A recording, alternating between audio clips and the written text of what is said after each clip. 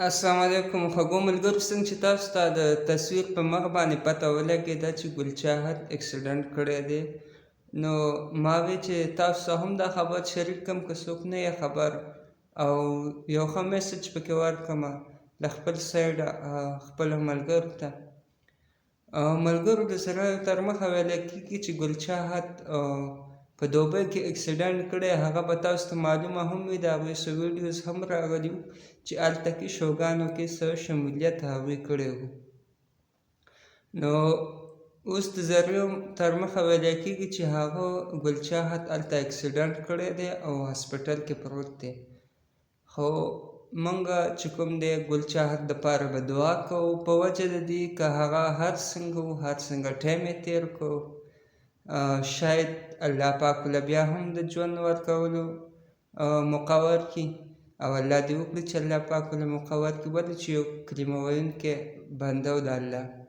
ټیک شو چې او هغه که هر څنګه ژوند هر څنګه ټایم تېر کړی و،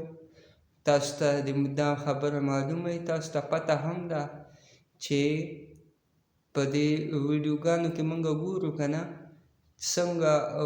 خراب خلک چې کوم مخکې وو، سینګران، اکټران، ډمان، اجراګان، هغه ټول تاسو کتلي په سکرین باندې پراته دي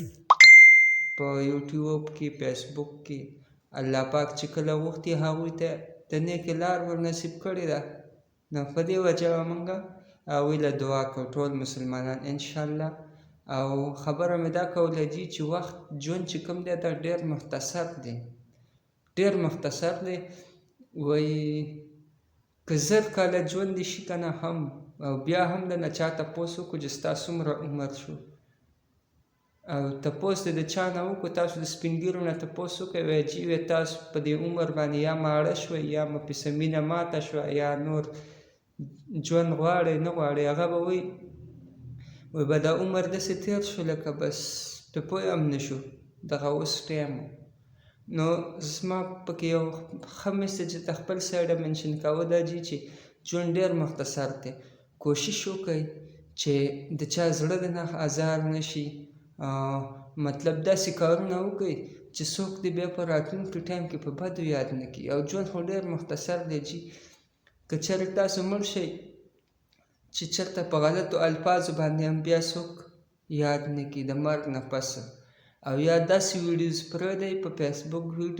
فیسبوک باندې، داسې ویډیوګانې پرېږدئ په یوټیوب باندې، داسې ویډیوګانې پرېږدئ چې هغه ستاسو د ثواب ذریعه جوړه شي، دا نه چې هغه ستاسو ته بیا عذاب جوړ شي. نو دغه یو وړه غوندې ویډیو تاسو ته خبرتیا د هغې په اړه باندې یو میسج سره خپلو ملګرو سره هم ویډیو شیر کړئ، او د ویډیو کتلو ډېره مننه. که چېرې تاسو په یوټیوب کې ګورئ نو چینل ضرور سبسکرایب کړئ، پیج لایک کړئ، ویډیو ملګرو سره شیر کړئ. د ویډیو کتلو ډېر مننه. والسلام.